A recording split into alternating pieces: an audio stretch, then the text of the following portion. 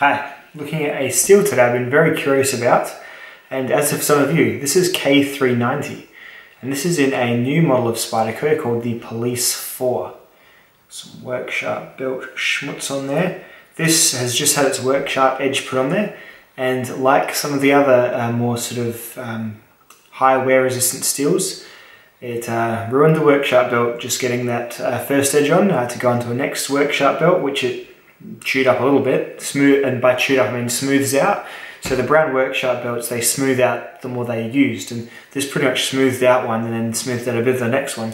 And then I used the blue one, which is just a light polishing one, and even that sort of just getting a little bit of that blue residue off there left on the blade edge. So it's got its 20-degree workshop edge on it. The Knife Steel app, let's see what that has to say about it. The Knife Steel app, which is called Knife Steel Chart.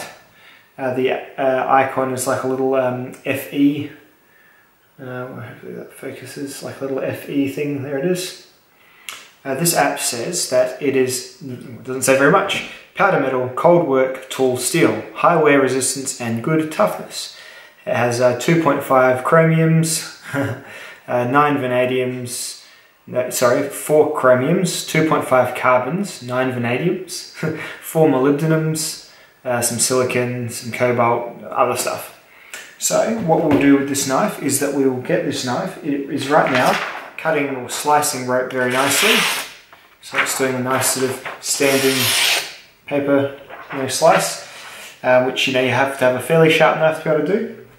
And what we'll do is we'll cut this twisted sisal rope until it no longer does that. And it's a way of measuring that sort of absolute edge, not ruining the whole knife, not dulling the whole knife, just that absolute paper slicing edge. That's kind of what I'm aiming to test. So let's see how many of these this can cut.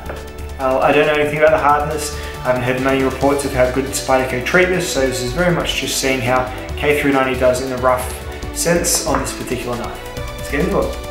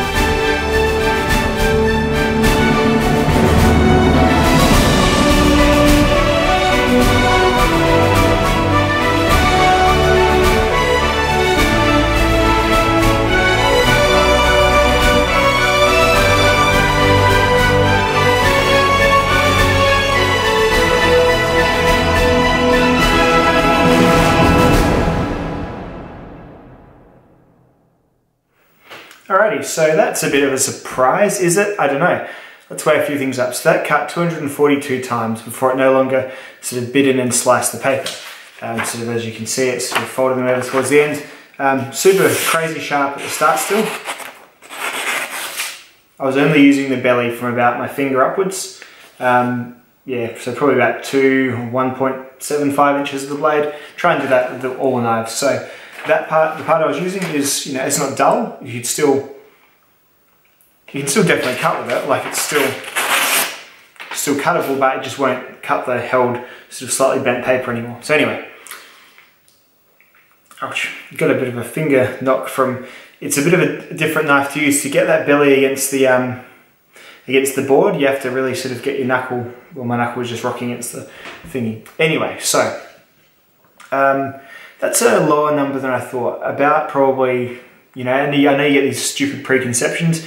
I thought this was going to be like a super high-end, super great steel, like Maximet-ish almost is what I thought. But instead it's about half that. It's no slouch by any stretch, about the realm of perhaps M4. Again, we're thinking, remember, we're using a pretty well polished micro-convex edge. It may do a lot better when I sort of get a really nice bitey, toothy V-ground edge on it. Could be the trick. But otherwise, I guess, remember, this is like $170 US knife. And it's a lot of blade. And the Police is generally, it's a Japanese-made Spyderco, generally a more expensive-ish pattern, even when they were made of VG10. So they've replaced it with this K390 steel, which is definitely a leg up in terms of edge retention over VG10, without a doubt. At least in terms of my rope cut test, at any rate. And yeah, the price isn't too crazy high. If this was M390, like an M390 military, for example, was a lot more money than this, and it's essentially made out of the same kind of types of materials, really, and it's basically the same size too. So I guess you can probably look at the price for the answer again about how ultra premium the steel is. K390 may well be a bit more in line with the M4/Vanitas 4, as in takes a really good edge. Is great for hitting the odd staple or something as well. It's got that toughness in it, but you know, the edge retention isn't stratospheric like Maximet, which is, you know, just a completely almost bizarre steel with how much it cut for me in that rope cut test. So yeah, pretty comfortable result really for the price. For the amount of blade you're getting, absolutely no slouch at all. But yeah, very, very interesting, because I was, again, my expectations, and it was just from like forum type or YouTube comment hype, that it was going to go more, and it certainly, you know, it can go as much as it goes. It's kind of hard to, you know, make it cut the paper when I won't want to do it anymore because it's got too much rope, and that's the point we're at now. So yeah, K390, that's sort of just a very small picture of what this steel can do against rope. I'll do some rust testing on it as well to see how, you know, how much of a tool steel this is versus a stainless powder steel. I think it's probably going to rust a bit like D2 would. So let's hang out for that, and as for now, that is the cut test complete. Thanks very much, dudes. I'll see you in the next video. Bye now.